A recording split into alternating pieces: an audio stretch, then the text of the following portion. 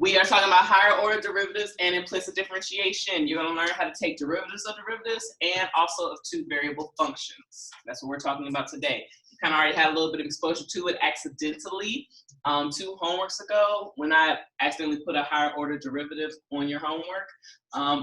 So hopefully after today it'll make a little bit more sense. That was number, yeah, that was number 11 from that one particular homework. So, can we go over that one just to see what it was? We'll do it after we're done with this. After we get through the higher order derivatives part, we'll definitely cycle back through, or you'll be able to see whether or not you guys were accurate, because there's a similar one to it in your in these notes today.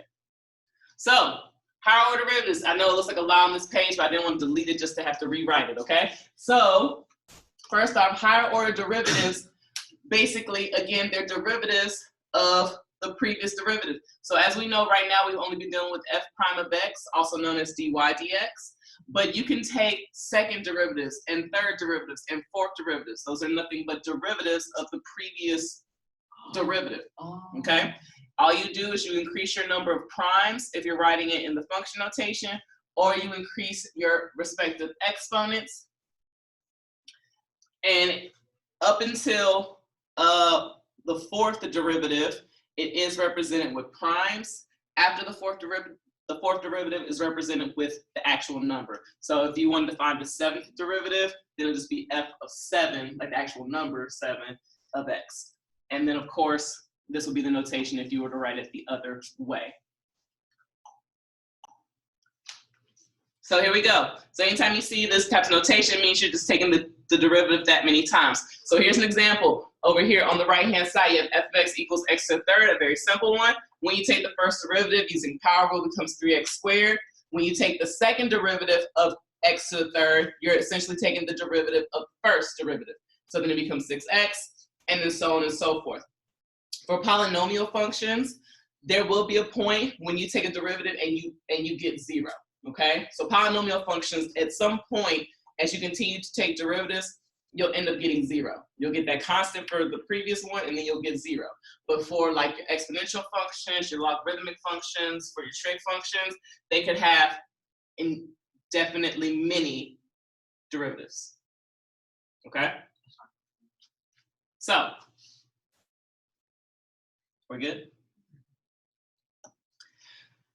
So, again, we're going to find the first 3 derivatives of f of x equals x to the 4th plus 3x squared plus x. We're finding the first 3 derivatives of this.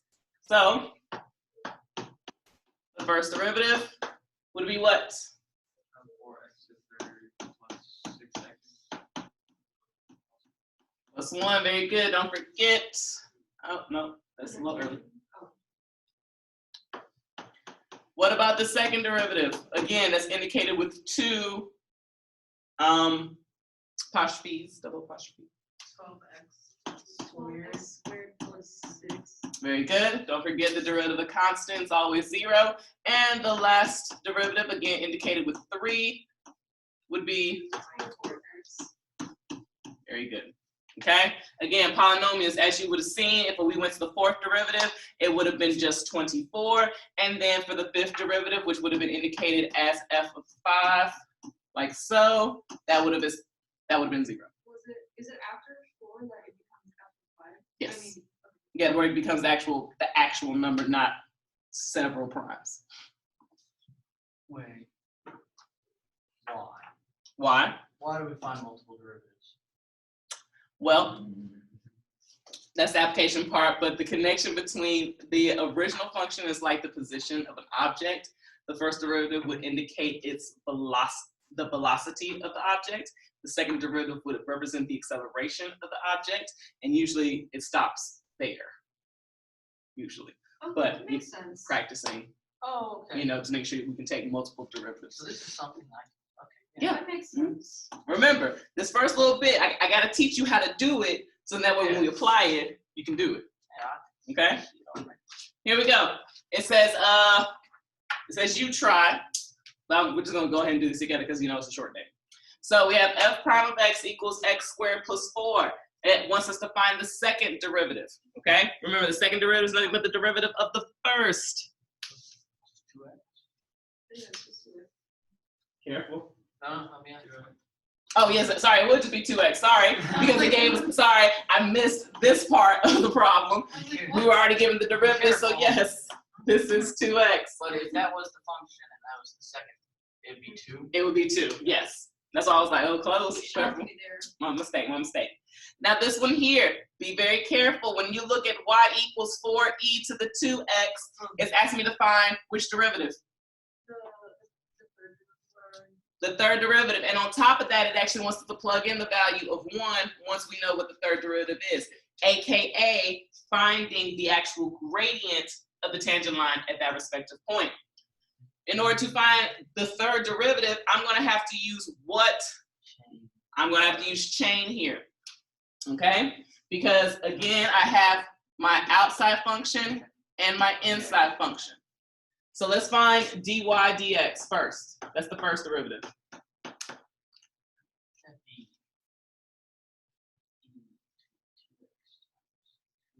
It'll be e to the 2x times 2, but since there's a 4 already out there, that becomes what? 8. Very good, 8 e to the 2x, okay? So now to find my second derivative, I have to take the derivative of the derivative. Yep. 16 e to the 2x. Very good. Because again, the derivative of e to the 2x is e to the 2x times 2. There's already an 8 out there, so you multiply the 2 and the 8 together. And last but not least, the one that we need so that we can evaluate the gradient. 32 e to the 2x. And we're going to evaluate it when x is equal to 1.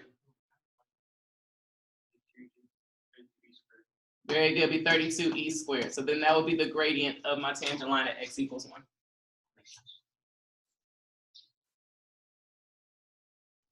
With the ones that could continue indefinitely, you'll start to notice a pattern, okay? You will definitely start to notice a pattern. Here we have s of t equals negative 16t squared plus 16t plus 32. We're asked to find which derivative? Second. We're asked to find the second derivative.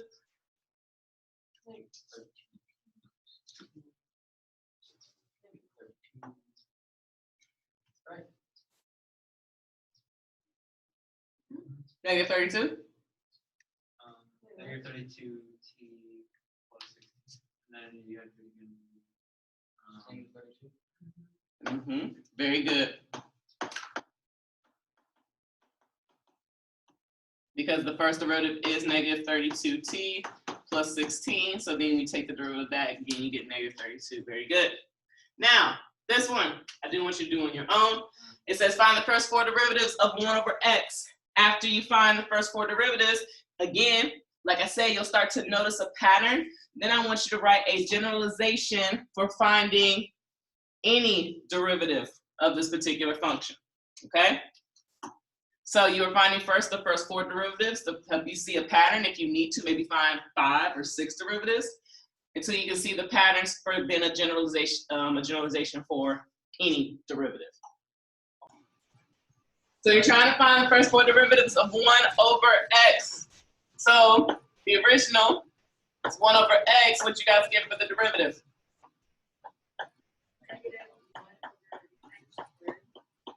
What you get for the second derivative? 2x over x squared. So what would that simplify down to be? You said 2x over x to the 4th? So that'd be what? 1. Negative 2 to the x. I got 1, negative 1 x to the second. 2x to the negative third. Oh, you're writing it out like that. So it'll be 2 over, X to the third. there we go. Okay. What about the third derivative? Over x to the fourth. What's the top number? Negative 6. Negative 6x to the 4th, and then for the 4th derivative, 24, Oh, that makes sense. Yeah. x to the 5th. So this is continuing on in a pattern. You're supposed to recognize it for the generalization of the nth derivative. Well, there's some things that you should notice. All of them are in the same format of a number on the top and the variable on the bottom. Okay? What's one of the things that are involved in generalization for the nth derivative? The number of the numerator is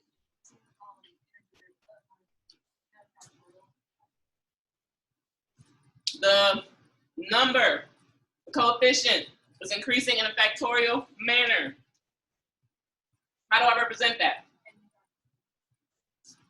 It will be n factorial, because if this is supposed to be my first derivative here, that means n is a 1. When I plug 1 in, 1 factorial is 1. When I plug in 2, 2 factorial is 2. 3 factorial is 3 times 2 times 1, which is 6. 4 factorial is 4 times 3 times 2 times 1, which is 24. So very good. That takes care of the number. Could you represent like positive, negative, Not a sinusoidal. I mean, sinusoidal does oscillate in between -1 and +1, but then you'll end up having the trig function in there as well. It will be -1 to the n power. Now, there's one question I have for you. How do I write that?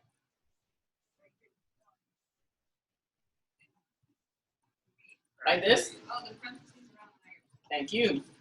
Because anytime you raise a negative number to an even power, you should get a positive number. And if you notice, all of your even derivatives, your second and your fourth, both of those were positive, but your odd ones were negative. So very good. So I think we've taken care of the numerator, right? Yeah. How do I represent the denominator? X to the n plus 1. Well, let's see. If it's the fourth derivative, my n is 4. 4 plus 1 is 5. Very nice. And then I'll double check it one last time. If we're doing the fifth derivative, well, the fifth derivative of this should be a -120 when I bring the 5 up. So that's x to the -5. And then it'll be x to the 6. And yes, it does follow in the same pattern. So very good. Very nice. Do it again. Both this one and the last one were pulled from an old IB exam. Okay? It says let f of x equals e to the -2x. You have to write down f prime of x, which is what?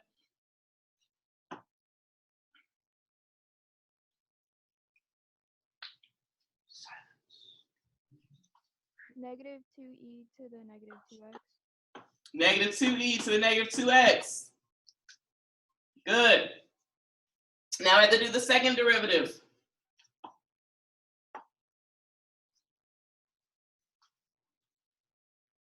Online.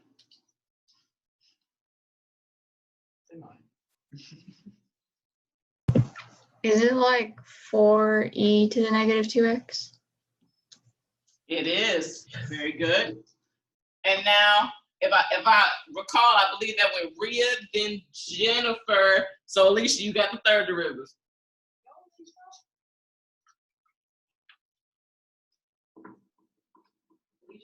I don't think her mic works. Okay. Oh, that's There right. we go. I had to do something, but I got it working. -8e to the -2x. Very good. Hopefully you start to recognize the patterns. One thing is true. E to the -2x did not change, did it? Okay. Good. So then I can leave that how it is, right? Because no matter the derivative, it's still going to be that, right? No, you can't. Because that would be in relation to the last term. So we have to do the -1 to the right. Am I wrong? So I hear something in parentheses. I'm hearing -1, but then I'm also hearing -2. I tried -2 and it works.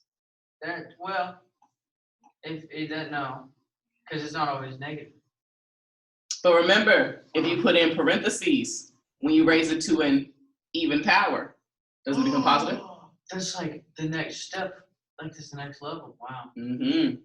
So when I plug in that 1 for n, that will give me the -2. When I plug in 2, that'll give me the +4. When I plug in 3, that'll give me the -8. And if I kept this pattern going, the next one would be 16e to the -2x. So then when I plug in the fourth, I'll get a +16. Very good. Y'all got the higher order derivatives. Now let's talk about differentiating when you have two different variables in one problem, okay? It's called implicit differentiation, right? And this is when you use implicit differentiation for relations such as y to the third plus 3xy squared minus xy plus 11 equals 0. Don't write this down, okay? I mean, you can write down implicit differentiation, but that should be the only thing you write down from this page. Implicit differentiation is used to help you with like problems that are very difficult to write it so that y is a function of x, okay? I mean, granted, this one right here, where you have x squared plus y squared equals 4, it doesn't look too difficult, but there's actually a little bit of work that I would have to do to isolate y, so then that way I could take the derivatives. Well, first off, to do this, again, don't have to write this down. I'm showing you this. This will be the long way to do it.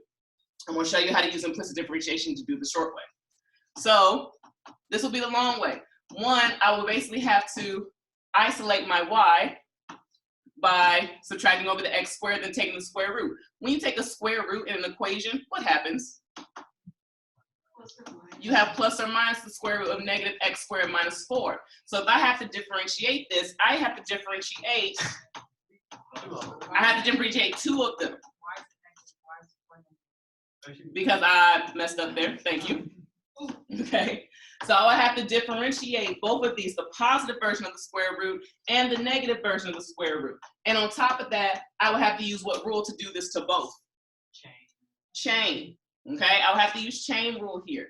And already this is kind of a little bit of a longer process, okay, because I haven't differentiated either of them, okay? However, if I use implicit differentiation, which is kind of like a generic formula for it, then what we're able to do is we're able to differentiate both sides of the equation with respect to x by applying our different rules as chain, product, quotient, and whatever other rules we need. And then we can just isolate dy dx. And so we're actually going to do it for that example. So what I went ahead and started in the black is that when you are differentiating, you still are using the power rule, but anytime you differentiate y, you put a dy dx, okay, as well. So we're going to take that example of x squared plus y squared equals 4, and we're going to find the derivative of this, okay? Well, first off, what's the derivative of 2x? X squared is 2x. My mistake. The derivative of x squared is 2x. And then what would be the derivative of y squared? 2y. But remember, anytime you differentiate y, you have to include the dy dx. That basically takes care of the fact that when you do the derivative, it was y equals a function, dy dx is the derivative of y. What's the derivative of 4? 0. So now that I've taken the derivative, all I need to do is isolate the dy dx to actually have the derivative of this respective function. So to do that, I would just subtract over 2x, then divide both sides by 2y, and my derivative would be negative 2x over 2y, which simplifies down to be just what? Negative x over y. And this will be the exact same thing that you would get if you were to differentiate the square root of negative x squared plus 4 from the other page using chain rule. Okay? So in however many minutes that I have left, we're just going to do those. Okay? We're going to practice implicit differentiation. And then what I'll probably do is record like a few more problems after you guys leave. So in that way you guys have them for the video. So you put dy dx next to the y, so it's easier for you. Well, it becomes a variable at that point, or like an It's- algebraic thing. Like essentially, again, it's the derivative of y. So when you take the derivative of any y, it's dy dx. Like you still apply like the product rule, chain rule, whatever other rules there are, but the derivative of y is dy dx as well. What does that even mean? So they just Yes, the derivative of y with respect to x.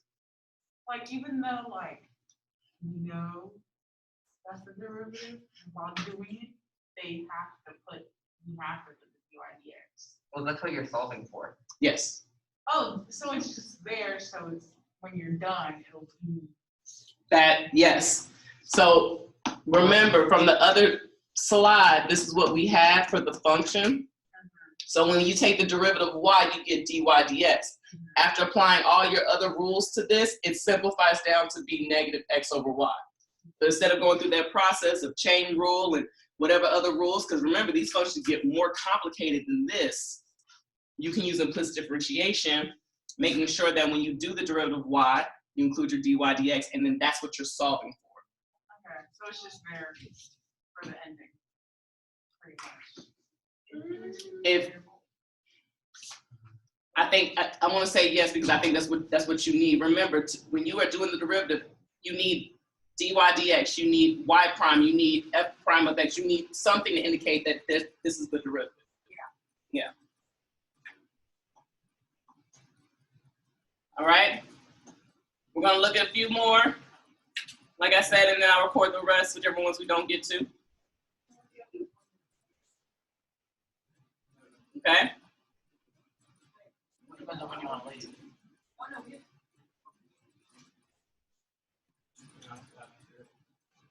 Okay. So we have d over dx of 1 over y. Okay. Basically, this means that we're trying to take the derivative of 1 over y. Okay.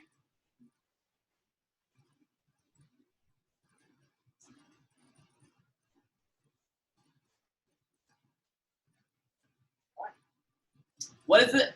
If this was an x instead, what would be the derivative of 1 over x? Negative 1 over x. What's the derivative of 1 over x?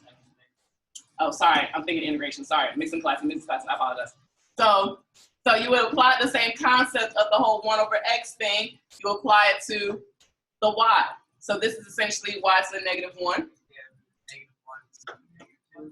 To negative 2, and you need to make sure you include a dy dx. Okay? And I missed something. All right? So we'll have this, and then we just need to take care of our negative exponent, so that becomes what? Negative 1 over y squared dy dx. Here, there's not an equation, so we don't have to worry about isolating the dy dx. We are just essentially applying the derivative. Okay, we are just applying the derivative here. Because remember, when we do the derivative, we bring the exponent down to the front, and then we subtract 1 from it. Then over here, you have x times y squared. It's two different functions being multiplied together, so we're going to have to do what? The product rule. So for product rule, that is going to be the first times the derivative of the second. What's the derivative of y squared? Y. And we got to make sure anytime we take the derivative of y, we include then plus the second times the derivative of the first, which is 1. Okay? Only when we take the derivative of y do we have to include our dy dx. So then our final answer is 2xy dy dx plus y squared. Now, of course, if this equaled something, say it was an original function and it equaled a number, then we would isolate dy dx, and then we would have that there. If it equaled 1, then all you would do is you would take the derivative of 1, which is 0. So then at this point, you'll be able to isolate dy dx and actually have dy dx equals. So you would just, like I said, isolate this by subtracting over a y squared. Okay. And then dividing both sides by 2xy, the whole thing. Mm-hmm. Oh, that, okay. And then this would simplify because you have a y on the top and a y on the bottom to get negative y over 2x. So like it's treated as if they're being multiplied together, like y and dy dx? Correct. Yeah. Okay. Yes, they are being multiplied together. All right. And actually, the next two examples have it so that it's like a full function equal to a value and things like that for you to, you know, do this process for.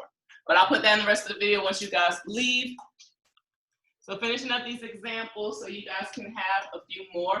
Again, we're using implicit differentiation to find the derivative of these functions. So we're going to find dy dx of x squared plus y to the third equals 8. Remember, we basically apply all of our rules to find the derivative. So the derivative of 2x, I did it again. Derivative of x squared is 2x.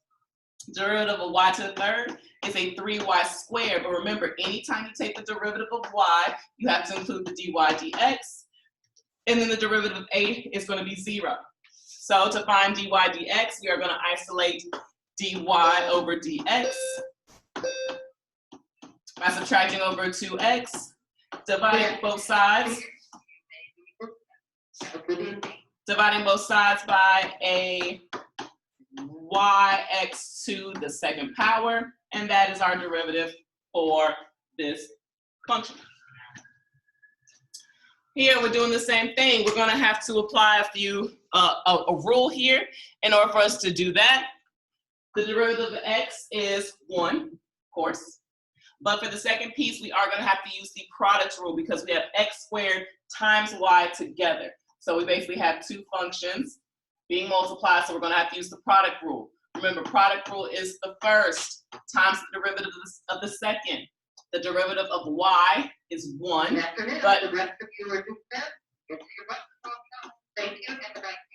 but anytime you take the derivative of y, remember you have to include a dy over dx. So that's the first times the derivative of the second, plus the second times the derivative of the first, which is a 2x. And that would take care of the second term in doing the derivative. Lastly, we have y to the third, which is nothing but 3y squared dy dx. And then the derivative of 100 is 0. From here, we just need to make sure that we isolate our dy over dx. And as you can see, we have 2 of these here. And so we want to make sure that we are left with both of those on the left side of the equation, and then isolate those so that way we can solve for dy dx. So this becomes 1 plus x squared dy over dx plus 2xy plus 3y squared dy over dx equals 0. I'm going to go ahead and subtract over every term that does not have a dy over dx to the other side. So then again, I can just have my dy over dx on one side by itself. So that's going to be -1 minus 3y. Then I'm going to, not divide, but factor out a dy over dx from both of those terms. When I do that, I'm only left with 1 dy dx, these two terms on the inside of the parentheses, so then I can divide both sides. So my final answer for the derivative of this original function is -1 minus 3y all over x squared plus 3y squared. Now, when we use implicit differentiation, we need to know both the x and the y coordinates of a point in order to find the gradient of the tangent. So let's say that you're asked to find the gradient of the tangent to x squared plus y to the third equals 5 at the point x equals 2. Well, remember, gradient of the tangent line means the derivative when you evaluate the x at that respective number. So we are going to need to use implicit differentiation to do that. And then once we do, we need to plug in not only x, but also y. We don't have a y here. So in order to find y, it's never failed. You always plug in the x value into the original function to find the y. So when I do that, I'll get 2 squared plus y to the third equals 5. This gives me y to the third equals 1 because 2 squared is 4. Subtract 4 from both sides. So then y is equal to 1. Now I have the x value and the y value that I need when I actually find the derivative, so I can plug in and evaluate to get the gradient. So the derivative of x squared plus y to the third equals 5 is going to be 2x plus 3y squared dy over dx. Because again, anytime you take the derivative of y, you put dy over dx. And the derivative of 5 is 0. Again, I'm going to isolate my dy dx by subtracting over 2x, and then dividing both sides by 3y squared. And this right here is the general rule to find the gradient of any tangent line along the function x squared plus y to the third equals 5.